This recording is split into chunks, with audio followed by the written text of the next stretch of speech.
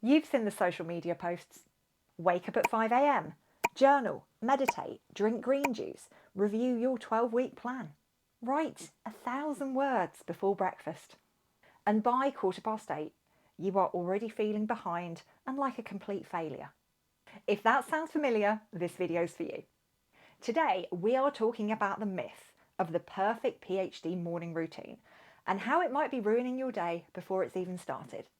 If we've not met before, hi, I'm Dr. Elizabeth Yardley and I am here to help you finish your doctorate one step at a time. And here's something I've learned from working with thousands of students.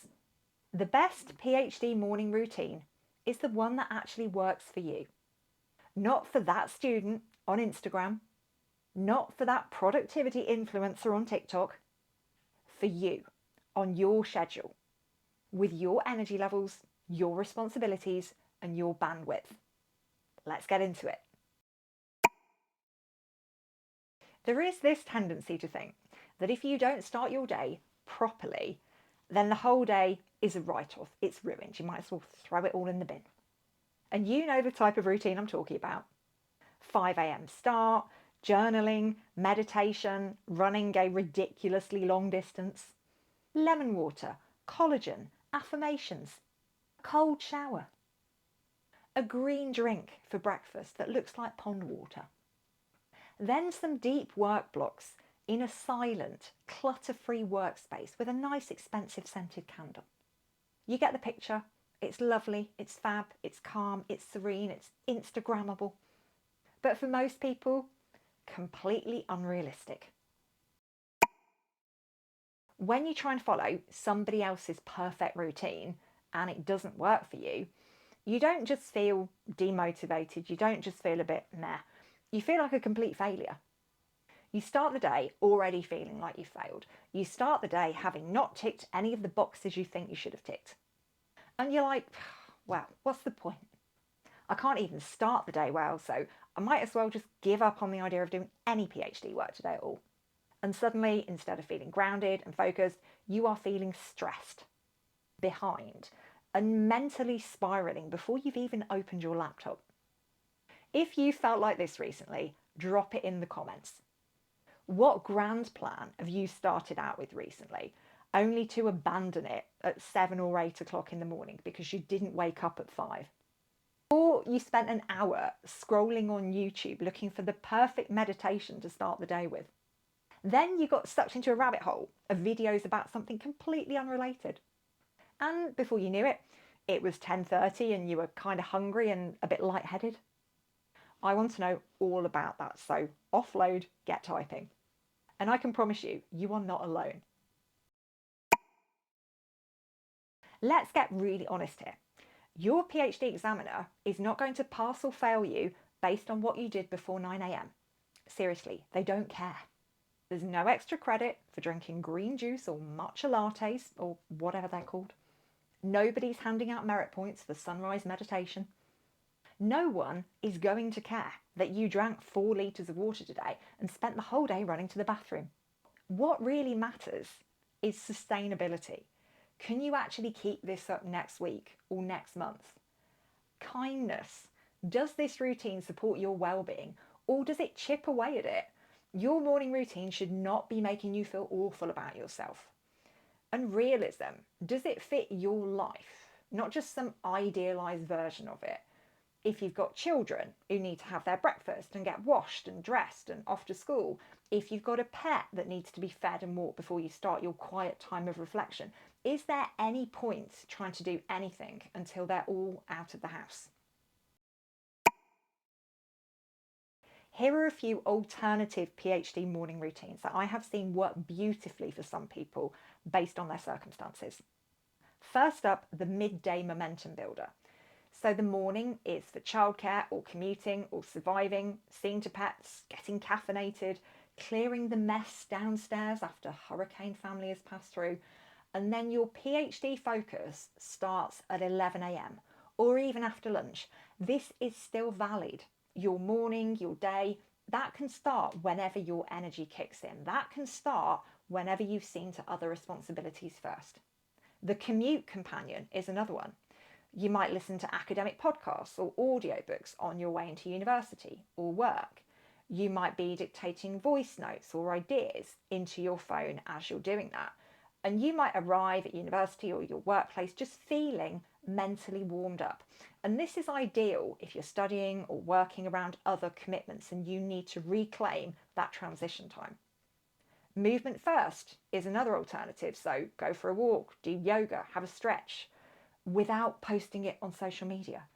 Let your brain percolate ideas whilst your body moves. And I've got another video that actually looks at this in more detail and why it is that movement can be so helpful for us. So I'll pop that on the screen right now. When you've done something like this, you can come back to your desk with a fresh focus. And this is great for people who wake up a bit stiff, a bit sluggish, a bit stressed, and need a reset before diving in. Lastly, another alternative is the tiny win routine. And this is where you choose one small satisfying task, like formatting the referencing on a couple of pages of your thesis, or choosing one folder in your digital storage cloud and cleaning that up. And you get that done in under 30 minutes. And then you let that sense of achievement carry you into the day. And this is the routine for when you feel stuck or wobbly or overwhelmed. It's all about an easy win. It's all about building momentum gently. Have a think about those different routines, and the absolute key to choosing a routine that works for you is understanding that you need to work with your energy, you need to work with your circumstances, not try and override them or deny them. Stop squashing yourself into a box that you are never going to fit into. If you want a routine that works for you and not against you, try asking these questions. What is your morning reality? Are you parenting, commuting, recovering from burnout, neurodivergent, working full time? Be honest, build from that, honour that, respect that. When do you feel the most alert? Is it in the morning? Is it in the afternoon? Is it in the evening? Do not force yourself to do deep work in the morning if your brain doesn't wake up until about 2 p.m. If you're a 5:30 p.m.er, great, go with that. What is your minimum viable morning? What is the smallest thing that you can do to make you feel like the day's off to a good start? One sentence in your thesis, 5 minutes of reading, a walk around the block, or just a few minutes to yourself in the bathroom taking some deep breaths. Start there. You can build later. Get into the comments on this one as well. So any of those morning routines that I mentioned a minute ago, any of those really resonating with you and you're like, yes, I'm going to try that? Is there something that I haven't mentioned that's been an absolute game changer for you that you want to share with other people? Make sure you put that in there as well. And whilst you're down there, if you love our videos and want to support the channel, you can put a few pennies in our virtual tip jar by clicking on this thanks option right here. If your mornings have felt chaotic, inconsistent, just disorganized for quite some time, you are not alone. You are not broken. You are not lazy. You are not doing your PhD wrong. You just haven't been shown how to build morning routines that work for real people with real lives. You don't need a that student routine. You need yours. You need your routine. And routines aren't meant to be forever. And here's something that I wish more people would talk about openly and honestly, and that is routines aren't meant to last forever. I come across so many people online talking about their morning routine and this morning routine has worked for me for the last 20 years. I'm sorry, I don't believe you. Because routines aren't meant to last forever. Our life circumstances very rarely are going to be exactly the same for years and years and years. Things change, we have new commitments, hormones change, we go into various different phases of our lives. We have a full-time job, we have a part-time job, we have children, we have pets. All of these things are changing throughout our lives and we need to ensure that the morning routine honours all of that stuff. What works for you now might not work for you in 6 months. And that does not mean that you're a failure. That just means that life happens. You're not a robot. You are a human doing a PhD. And as you change, as the environment around you shifts and changes, that morning routine needs to change as well. Switch it up, shrink it down, turn it around if you need to. Because what works now doesn't have to be what worked before. And it definitely won't be what works forever.